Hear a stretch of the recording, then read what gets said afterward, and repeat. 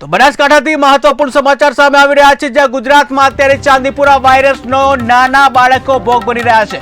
ત્યારે આ વાયરસથી બાળકોના મોત પણ થઈ રહ્યા છે અને જેને લઈને કેન્દ્ર સરકારની 4 ટીમો ગુજરાતમાં સર્વે કરી રહી છે।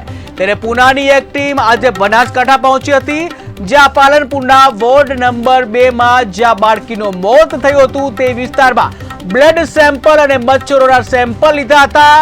ત્યારબાદ પૂનાની ટીમે આઈસીયુમાં સારવાર લઈ રહેલા બાળકોની પણ મુલાકાત લીધી હતી અને તેમની પાસે વિગતો મેળવી હતી।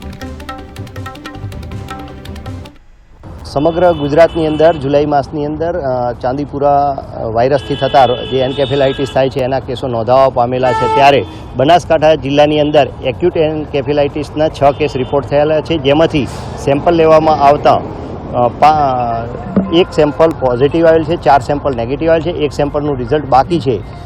આ વાયરસ સામાન્ય રીતે સેન્ડ ફ્લાય નામની માખીથી ફેલાતો હોય છે અને નાના બાળકોની અંદર એના કારણે તાવ સાથે ખેંચ આવવાની બીમારી થતી હોય છે।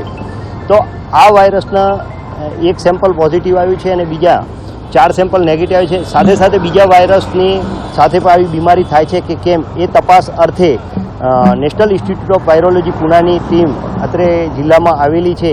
એ આ જિલ્લામાં જે કંઈ કેસો રિપોર્ટ થવા પામેલા છે એ કેસોના ઘરની આજુબાજુ બીજા કેસ દર્દીઓના તેમજ એમના સગાઓના જે છે એમના સેમ્પલ લેવામાં આવશે।